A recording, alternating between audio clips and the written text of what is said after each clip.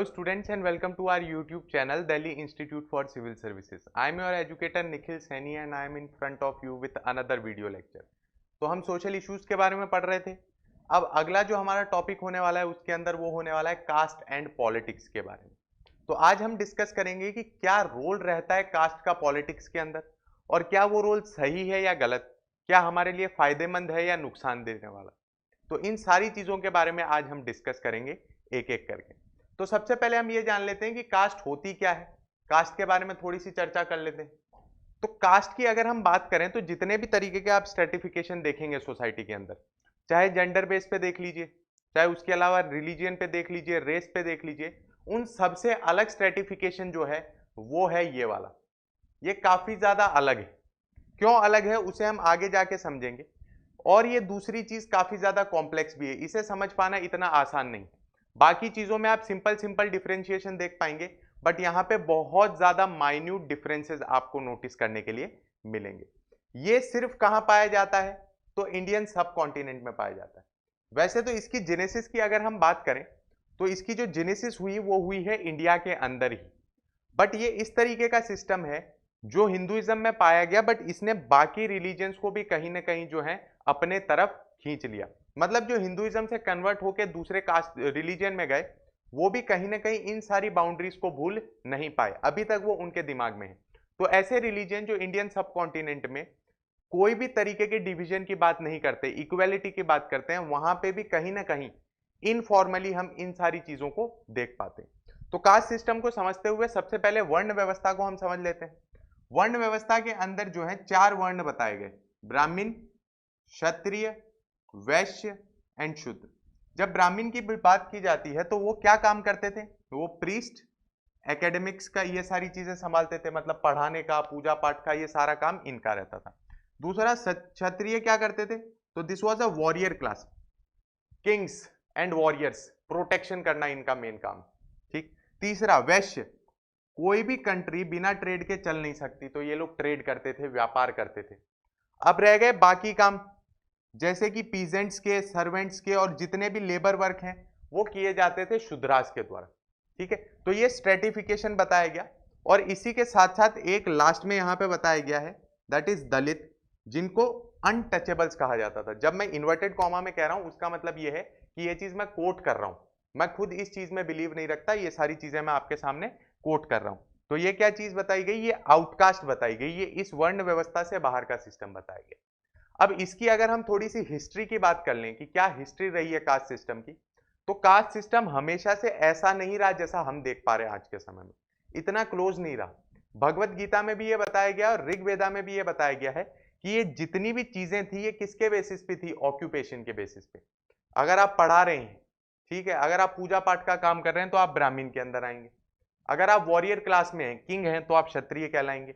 उसके अलावा अगर आप ट्रेड कर रहे हैं, व्यापार कर रहे हैं, तो आप वैश्य कहलाएंगे।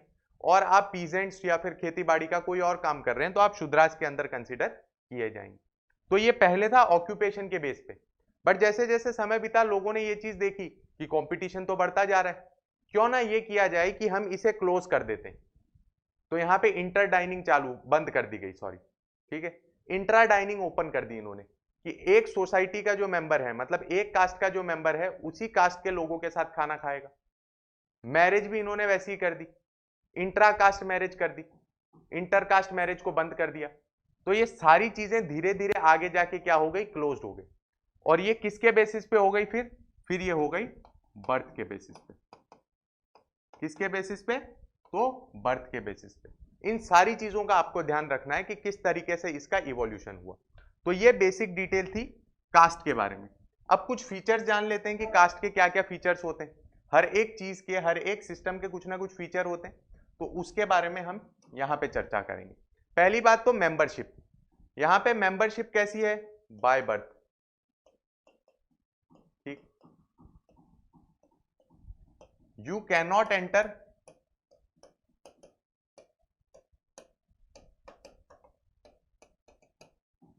और एग्जिट। आप ना तो किसी दूसरे कास्ट के अंदर जा सकते हैं, ना अपनी कास्ट को आप छोड़ सकते हैं, मतलब उससे बाहर निकल सकते हैं। ठीक, तो यहाँ पे ये वाली चीज बताई गई है कि मेंबरशिप जो है वो बाय बर्थ आई, और उसी के साथ साथ क्या है, इसके अंदर आप एंटर नहीं कर सकते और इससे बाहर नहीं निकल सकते। मतलब वॉलेंटरी अगर मैं चाहूं कि मैं दूसरी कास्ट का मेंबर बन जाऊं तो वो चीज पॉसिबल नहीं है। दूसरा यहाँ पे चीज समझते हैं वो है सोशल रिलेशंस। आज के समय में भी, ठीक है, हम 21वीं सदी में जी रहे हैं, बट आज के समय में भी आप ये चीज देख पाएंगे कि इंट्राकास्ट डाइनिंग,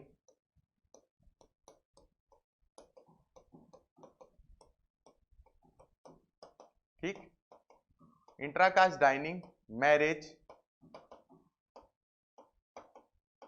और भी कोई भी अलग तरीके का सोशल रिलेशन, फेवर ये किया जाता है आज की सोसाइटी में भी कि जो रिलेशंस हैं वो कैसे हों, इंट्राकास्ट हो, दूसरी कास्ट वालों के साथ क्या है कोई भी संबंध ना रखे जाए। ठीक है, तो ये चीजें हम आज भी देख पा रहे हैं। तो उस समय पे तो कितना ज्यादा स्ट्रिंजेंट रहा होगा। वहां आप दूसरी जाति वाले लोगों के साथ खाना नहीं खा सकते, शादी की तो बात ही दूसरी है। तो ये सारी चीजें जो है हम यहाँ देख पा रहे हैं कि सोशल रिलेशंस को भी स्ट्रेटिफाई कर दिया गया कि आप किसके साथ बैठेंगे और किसके साथ उठेंगे। तीसरी चीज लॉ, ठीक है, तीसरी चीज हम बात करते हैं लॉ की। तो हर एक कास्ट के जो लॉज हैं वो भी डिफरेंट हैं। ठीक है, उसके लिए हुआ करती थी कास्ट पंचायत।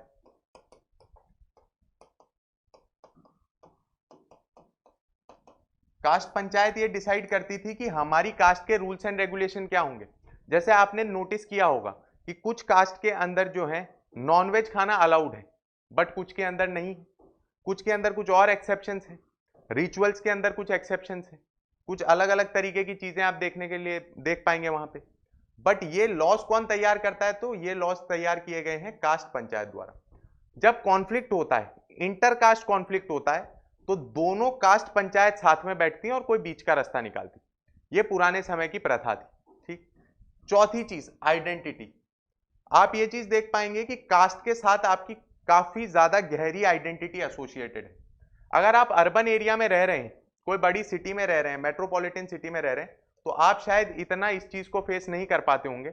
बट आप थोड़े से रूरल बैकग्राउंड में चले जाइए, इंडिया के किसी भी कॉर्नर में आप रह रहे हो, कोई उससे फर्क नहीं पड़ता, बट थोड़े से रूरल एरिया की तरफ चले जाइए, आपसे सबसे पहले पूछेंगे नाम, योर नेम। आपने नेम बता दिया, फॉर एग्जाम्पल मैंने बता दिया मेरा नाम निखिल है, तो मेरे से पूछेंगे निखिल, उनका मतलब यह है कि आप आगे भी तो बताइए।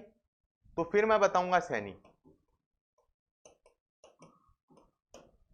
ठीक है, फिर मैं उन्हें क्या बताऊंगा, सैनी। फिर उससे वो आकलन लगाने की कोशिश करेंगे कि अच्छा ये इंसान कौन सी कास्ट से बिलोंग करता है। जब उन्हें उसका आकलन नहीं मिलेगा तब वो आपसे पूछ लेंगे। तो कास्ट जो है काफी इंपॉर्टेंट पार्ट बन जाता है इंडियन सोसाइटी में आइडेंटिटी का।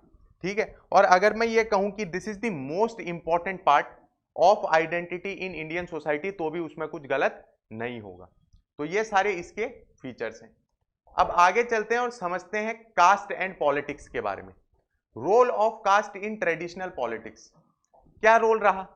तो जब आप ट्रेडिशनल सोसाइटी को देखेंगे तो वहां पे हमने इस तरीके की हायरार्की देखी, राइट। ब्राह्मण,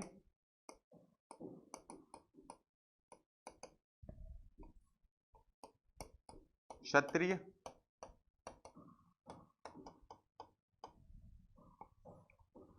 वैश्य, एंड दीज आर शूद्रास, और यहां आ गए दलित। तो ये जो हायरार्की मानी गई है या बताई गई है, उसके ऊपर अगर हम चर्चा करें तो क्या इनका रोल रहा ट्रेडिशनल सोसाइटी में, उसे समझने की कोशिश करते हैं। ठीक है, मेजर जो पोस्ट है वो इस ग्रुप के पास थी। पोस्ट की अगर हम बात कर लें तो प्रीस्ट की पोस्ट देख लीजिए, बड़े बड़े ब्यूरोक्रेट्स वो भी यही थे। उसके अलावा जो भी इंपॉर्टेंट ऑफिसेस थे वो इन्होंने होल्ड करके रखे थे। टेरिटरी की बात करें, रूल की बात करें, तो रूल इनके पास था, ये चीज आप देख पा रहे हो, टेरिटरी इनके पास थी, राज इनका चलता था। वैश्य की बात करें तो इनके पास क्या था, कैपिटल, पैसा, क्योंकि ट्रेडर क्लास थी, पैसा काफी ज्यादा था। तो हार्डली इनका कोई से था किसके अंदर, पॉलिटिक्स के अंदर, अगर हम ट्रेडिशनल सोसाइटी की बात करें। क्योंकि वहां आप देख सकते हो कि ऑथोरिटेरियन रूल हुआ करता था, वहां कोई भी तरीके की डेमोक्रेसी नहीं हुआ करती थी। तो यहां पे क्या है, hardly there was any role of depressed class, उनके पास कोई से नहीं था। बट फिर भी इन्होंने कहीं ना कहीं अपने आप को एक इंटरेस्ट ग्रुप में तैयार किया और एक प्रेशर ग्रुप में तैयार किया। वो चीज लाजमी भी है, आप खुद समझिए, जब कोई डिप्राइव्ड फील करेगा, जब कोई दबा हुआ फील करेगा, तो वो ऑटोमेटिकली अपने आप को किस में कन्वर्ट करेगा, प्रेशर ग्रुप में कन्वर्ट करेगा, इंटरेस्ट ग्रुप में कन्वर्ट करेगा। तो इंटरेस्ट ग्रुप और प्रेशर ग्रुप की तरीके की इनकी जो फंक्शनिंग थी वो तो ट्रेडिशनल सोसाइटी से ही चली हुई आ रही है, बट इनका जो रोल है पॉलिटिक्स में वो पोस्ट इंडिपेंडेंस काफी ज्यादा इंपॉर्टेंट हुआ, उसके बारे में भी हम चर्चा करेंगे। आई होप यहां तक आपको सारी चीजें क्लियर हो गई होंगी। अब आगे चलते हैं और इनका रोल समझते हैं इन पोस्ट इंडिपेंडेंट सोसाइटी। हमारे पोस्ट इंडिपेंडेंट इंडिया के अंदर इनका क्या रोल रहा। तो पहली चीज तो यहां पे क्या आ गई, डेमोक्रेसी।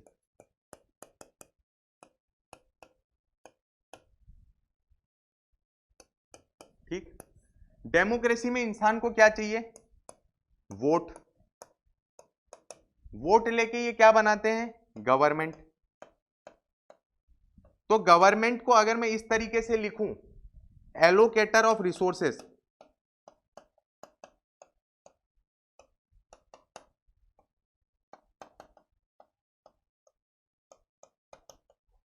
तो ये कुछ गलत होगा क्या, मुझे बताइए। क्योंकि जब हमारा देश आजाद हुआ तब उस समय पे हम क्या है, थोड़े से सोशलिस्ट फीचर रखा करते थे। हमारे यहाँ पे रिसोर्स लिमिटेड है और लोगों को चाहिए बहुत ज्यादा।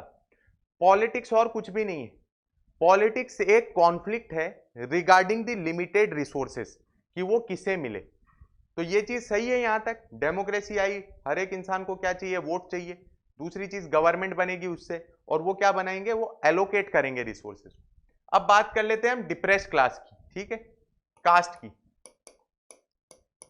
कास्ट को क्या चाहिए, कास्ट को रिसोर्सेस चाहिए।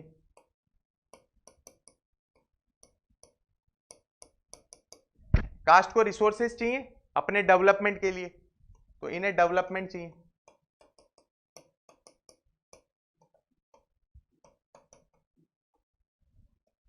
ठीक, एक की डिमांड है, दूसरे के पास सप्लाई है। इनके पास सप्लाई है और इनकी डिमांड है, तो यहां तैयार हो जाता है वोट बैंक पॉलिटिक्स।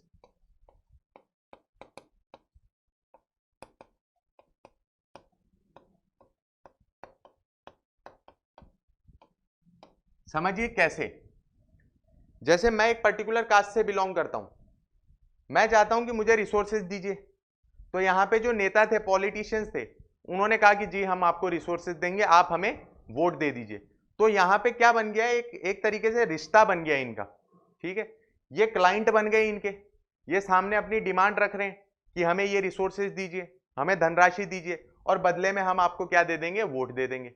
तो इस तरीके से इंडियन पॉलिटिक्स जो है वो अनफोल्ड होने लगी, क्योंकि डेमोक्रेसी है, हर 5 साल में वो वोट मांगने आएंगे, ये रिसोर्सेज मांगेंगे। तो ये पनपती है वोट बैंक पॉलिटिक्स। ठीक, आप यूपी के अंदर एग्जांपल ले लीजिए मायावती का। उन्होंने क्या किया, उन्होंने इसी तरीके से तो सारी चीजों को कंसोलिडेट किया। उन्होंने एक वोट बैंक देखा, उनकी डिमांड्स देखी, उनकी डिमांड्स फुलफिल करी, और सामने वो क्या बन गए, चीफ मिनिस्टर बन गए। और इसमें समझने वाला एक और एंगल है कि हर एक इंसान ये चाहता है कि अब उनके लोग आगे आए। ये इंसान, अगर यहां पे जो मैंने कास्ट लिखा है, ये लोअर की बात कर रहा हूं, लोअर एंड मिडल, इन्होंने डिप्राइव्ड फील किया है। तो अब इनकी इच्छा है कि भाई साहब हम जो डिप्राइव्ड फील कर रहे थे उसका हम थोड़ा सा क्या करें, बदला लें। बदला भी मतलब क्या, हम थोड़ा सा ऊपर उठने की कोशिश करें। तो यहां पे क्या है, ये अपनी न्यूमेरिकल स्ट्रेंथ को यूज करके अपने किसी प्रतिनिधि को आगे लेके जाते हैं।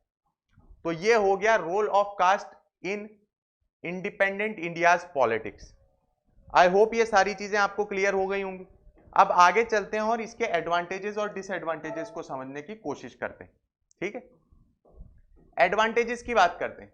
देखिए, हर एक सिक्के के दो पहलू होते हैं, कुछ एडवांटेजेस हैं तो कुछ डिसएडवांटेजेस भी हैं। सारे हमें एडवांटेज एडवांटेज ही मिल जाए ऐसा नहीं हो सकता, और हर एक चीज में सारी बुराई हो ये भी पॉसिबल नहीं। तो सबसे पहले हम एडवांटेजेस को समझने की कोशिश करते हैं। Representation of all the caste interest. अब अगर मैं बात करूं आईएनसी की, ठीक है, आईएनसी की, इंडियन नेशनल कांग्रेस, ये नेशनल पार्टी है, इसका नेशनल आउटलुक है। अब फॉर एग्जांपल मुझे मेरी कास्ट की डिमांड्स को केटर करवाना है, तो वो कौन करेगा? तो उसके लिए आ जाती है पॉलिटिक्स।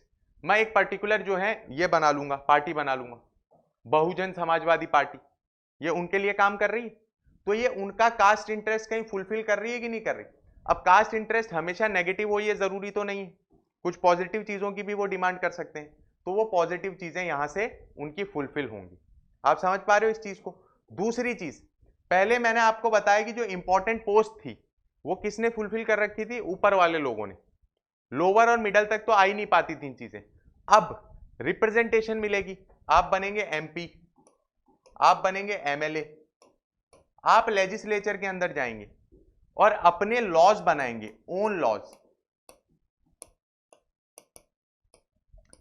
जब आपके अपने कानून के अंदर से होगा, किस तरीके के लॉज बन रहे उसके अंदर से होगा, तो ये तो अच्छी चीज है, क्योंकि पहले तो अथॉरिटेरियन रूल था, ठीक है, जो रूलर थे वो डिसाइड करते थे कि क्या रूल्स होंगे क्या नहीं होंगे, ये सारी चीजें। तो अब यहां पे एक पॉइंट तो ये कि उनके इंटरेस्ट के हिसाब से पॉलिटिकल पार्टी बनाई जा सकती है जो उसे फुलफिल करे। दूसरी चीज, उसी पॉलिटिकल पार्टी में से वो जीत के कहां जा सकते हैं? लेजिस्लेचर में जा सकते हैं, जहां पे वो अपने कास्ट का व्यू रख सकते हैं, ओपिनियन रख सकते हैं, ठीक है। अगर वो रूलिंग पार्टी में भी नहीं आते तो अफेक्टिव ओपोजिशन की तरह काम कर सकते हैं, वहां पे हाथ उठा के बोल सकते हैं सरकार ने ये जो काम किया काफी ज्यादा गलत किया, हम इससे सहमत नहीं है। तीसरा point, empowerment to middle and lower caste. आप ये चीज देख पा रहे होंगे कि डेमोक्रेसी जब हम बने, ठीक, आफ्टर इंडिपेंडेंस ही इन दोनों को फायदा हुआ। अब आप देख लीजिए बहुत सारे स्टेट्स ऐसे हैं जहां पे इन दोनों कास्ट में से जो हैं वो सीएम बने हुए हैं, वो इन्फ्लुएंशियल पोस्ट के अंदर है। क्यों ऐसा पॉसिबल हो पाया? क्योंकि अब ये जो न्यूमेरिकल स्ट्रेंथ थी इनकी, जो नंबर था, अब उसकी मदद से ये सरकार बना पा रहे हैं। पहले ऐसा नहीं हो पाता था, पहले इनके कितने भी नंबर हों बट किसी भी तरीके से ये एम्पावर्ड फील नहीं करते थे। अब इनको एक चीज तो क्लियर है कि पहले तुम्हारे पास पैसे थे तो तुमने रूल किया, अब हमारे पास वोट है तो अब हम भी रूल कर सकते हैं, ये इनके दिमाग में चीज क्लियर हो गई, तो वोट डालते हैं और अपनी फेवरेबल गवर्नमेंट बनाते हैं। कास्ट एज इक्वल कैसे? अगर हम सोशली भी बात ना करें कि सोशली हम इस स्टेज पे पहुंच चुके हैं कि हम सारी कास्ट इक्वल है, ऐसा मैं नहीं बोल पाऊंगा, बट एक चीज तो मैं आपको बोल सकता हूं कि पॉलिटिकली अब सारी कास्ट इक्वल हो गई। आप किसी भी कास्ट से बिलोंग करते हो आपके पास एक ही वोट होगा, ऐसा तो है नहीं कि अपर कास्ट के पास 3-3 4-4 वोट हैं और लोअर कास्ट के पास बिल्कुल भी नहीं है, सब इंसान के पास एक एक वोट है, ठीक है। ये चीज हमने यहां पे देखी। तो अब क्या ये कंपीट नहीं करेंगे इक्वल्स की तरह? ये नोटिस करने वाली बात। उसी के साथ साथ आप मुझे एक गांव बता दीजिए, ठीक है, कोई एक्सेप्शन होगा तो बात अलग है, बट मेजॉरिटी गांव कोई भी ऐसा नहीं है जहां पे सिर्फ एक ही जाति के लोग रहते हो, वहां पे अलग अलग जाति के लोग रहते हैं, अलग अलग कास्ट के लोग रहते हैं, तो उन्हें कॉपरेशन की जरूरत पड़ती है। अगर कोई इंडिविजुअल जीतना चाहता है, मैं चाहता हूं कि मैं वोट में खड़ा हूं, इलेक्शंस में खड़ा हूं और मैं जीत जाऊं, तो क्या मैं सिर्फ मेरे कास्ट वाले वोट से ही जीत पाऊंगा? मुझे बाकियों के यहां जाना पड़ेगा, मुझे उन्हें बोलना पड़ेगा कि साहब आप अपनी डिमांड रखिए, आप बताइए आपके लिए मैं क्या कर सकता हूं, ठीक है, मैं वो काम करूंगा। आपको ये डेवलपमेंट चाहिए मैं दूंगा, आपको पानी चाहिए मैं दूंगा, तो एक कॉपरेशन बना, ठीक। और हम यही तो चाहते हैं, अल्टीमेटली कॉपरेशन बने, डिवीजन ना रहे, हम यही तो चीज चाहते हैं। तो यहाँ पे कॉपरेशन भी डेवलप हो रहा है, ये चीज आप नोटिस कर पाएंगे, ठीक। हर एक इंसान जाता है, और इसमें जो एक काम किया था, मैं तो बहुत बार ये चीज सोचता हूं कि अच्छा हुआ वो चीज चली गई, सेपरेट इलेक्टोरेट। अगर सेपरेट इलेक्टोरेट रहता जो प्री इंडिपेंडेंस एरा में था तो दिक्कत हो जाती, इस तरीके की कॉपरेशन आप कभी देख ही नहीं पाते। अगर आप दलित हैं और आप वोट में खड़े हुए, इलेक्शंस में खड़े हुए, तो आप सिर्फ उन्हीं से वोट मांगने जाएंगे, बाकी लोगों को भूल जाएंगे। तो ये चीज अब नहीं है थैंकफुली, और अब हम क्या देख पा रहे हैं? कॉपरेशन देख पा रहे हैं, समन्वय देख पा रहे हैं। अब बात करते हैं कुछ डिसएडवांटेजेस के बारे में कि क्या क्या डिसएडवांटेजेस। पहला, biasness of party in power. For example, मैंने एक्स पार्टी को वोट दिया, एक्स पार्टी जो कि एक्स कास्ट के रिलेटेड है, तो अब जब हम बात करते हैं एलोकेशन ऑफ रिसोर्सेस की, तो ये बहुत ज्यादा बायस नहीं हो जाएगी? ये सारे रिसोर्सेस एक्स पार्टी को नहीं दे देगी, तो क्या ये चीज सही है? नहीं, ऐसा नहीं होना चाहिए। सारे रिसोर्सेस कभी भी एक्स कास्ट को चले जाएंगे तो फिर बाकी लोगों को क्या मिलेगा? ये तो बायसनेस हुई, बाकी लोगों के साथ अन्याय हो रहा है। देखो, जब हम सोशल जस्टिस की बात करते हैं तो कभी भी हम ऐसा नहीं चाहते कि जो डिप्राइव्ड थे हम उन्हें इतना आगे ले जाएं कि बाकी लोग क्या हैं, वो डिप्राइव्ड फील करने लगे। हम चाहते हैं एक लेवल प्लेइंग फील्ड क्रिएट करें, जो नीचे हैं उन्हें ऊपर लाया जाए और इस स्टेटस पे लाने के बाद वो अपने आगे की जर्नी कंटिन्यू करें। ये चीज हम चाहते हैं। दूसरी, narrow caste interest of law makers and politicians. मेरा पर्सनली ये मानना है, अगर हम कास्ट इंटरेस्ट के हिसाब से देखेंगे तो वो चीज नैरो ही रहने वाली। सोसाइटी बहुत बड़ी है, हम इंडियंस हैं, हर एक इंडियन का डेवलपमेंट होना चाहिए। तो अगर उस समय पे नैरो कास्ट इंटरेस्ट बीच में आ जाता है तो लॉज इस तरीके से बनाया जाए कि वो एक पर्टिकुलर सेक्शन को ही फेवर करते हो और बाकियों को उससे नुकसान हो रहा हो, तो वो दिक्कत वाली बात है, ये उसका डिसएडवांटेज है। अगर यहाँ पे कास्ट नहीं आती पॉलिटिक्स में तो ये चीज नहीं होती, नैरो कास्ट इंटरेस्ट वहां नहीं होते, पर है तो उसकी वजह से दिक्कत क्या आती है, जो लेजिस्लेचर के अंदर बैठे हुए एमपीज एंड एमएलएस वो बिल्कुल ही बायस्ड हो जाते हैं। ठीक है, वो फिर सब लोगों के डेवलपमेंट के बारे में कम सोचते हैं और उस पर्टिकुलर सेक्शन के बारे में ज्यादा सोचते हैं जहां से उन्होंने वोट्स लिए। ये वाली दिक्कत। Strengthens the social division. किसी भी सोशल डिवीजन को आप खत्म करना चाहते हैं बट आप उसी चीज को, कास्ट को उसी पॉलिटिक्स के अंदर लेके आ रहे हैं, तो किस तरीके से खत्म हो। हम चाहते हैं एक इक्वल सोसाइटी बने, बट जब तक कास्ट का इंफ्लुएंस रहेगा पॉलिटिक्स के अंदर तब तक आप नहीं सोच सकते। फॉर एग्जाम्पल, हम एक एग्जाम्पल लेते हैं हाइपोथेटिकल। मैं एक्स कास्ट से बिलोंग करता हूं, मैंने इंसान को देखा, वोट दिया, पर वहां पे क्या हुआ, वाई कास्ट का कैंडिडेट जीत गया और उसने सारी बायसनेस दिखा दी, सारे रिसोर्सेज उस तरफ देख दिए, भेज दिए। तो क्या मुझे ऐसा नहीं होगा कि अब मुझे भी अपनी कास्ट को स्ट्रेंथन करना चाहिए, मुझे भी अपनी कास्ट को पॉलिटिकली एक्टिव करना चाहिए? तो ये तो डिवीजन बढ़ता जाएगा और क्या है, वाटर टाइट कंपार्टमेंट क्रिएट हो जाएंगे इस तरीके से कास्ट के। ये चीज तो सही नहीं है। अगर इस तरीके के वाटर टाइट कंपार्टमेंट्स आ गए तो इशू हो जाएगा। Last, nepotism and corruption. Common है, आप खुद समझ पा रहे होंगे, जब एक इंसान नेता बनता है तो वो अपने उस ग्रुप के लोगों को ही क्या है आगे लेके जाता है। कोई इंफ्लुएंशियल पोस्ट देनी हो किसे देगा, अपने कास्ट वाले इंसान को देगा, जिन्होंने उसे वोट दिया उसे देगा। बट एक चीज हमेशा ध्यान रखनी चाहिए, कोई भी पॉलिटिशियन है, ठीक है, कोई भी रिप्रेजेंटेटिव है हमारा, जब वो वोट लेता है तो वो हो सकता है उस पर्टिकुलर कास्ट के या ग्रुप के लेता हो, बट जब वो जीत जाता है तो वो हर एक का प्रतिनिधि है। बट हम बोल सकते हैं कि इतनी ज्यादा हमारी सोसाइटी इवॉल्व नहीं हुई है, डेवलप नहीं हुई है, तो ऐसी चीज हम देख नहीं पाते। हम देखते हैं क्या है, नेपोटिज्म। वो अपने भाई भतीजों को लाके बैठाता है वहां पे, उनको पोस्ट देता है, उनको अच्छी अच्छी नौकरियों में मदद करता है, उनकी सिफारिश करता है, जितनी भी तरीके की स्कीम्स हैं उनकी तरफ ज्यादा डाइवर्ट करता है। तो ये दिक्कत है और ये जहां होगा उसी को हम बोलेंगे करप्शन। सो ये इसके हो गए डिसएडवांटेजेस। तो कहीं ना कहीं हम कह सकते हैं कि अगर एक लिमिटेड वे में और पॉजिटिवली अगर कास्ट को यूज किया जाए, कास्ट में सॉरी पॉलिटिक्स के अंदर, तो ये चीज ठीक है। बट अगर उसे नेगेटिव तरीके से यूज किया गया है तो दिक्कत हो जाएगी। तो अब मैं आगे की चीज आपकी समझ बूझ पे छोड़ता हूं। मैं ये चाहता हूं कि कंक्लूजन आप खुद डिराइव करें कि क्या ये चीज सही है या गलत, और हो सके तो कमेंट सेक्शन में मुझे जरूर बताइएगा। So this was all about today's video lecture. I hope you liked it. Thank you very much for watching, and please like, share and subscribe our YouTube channel. Thank you.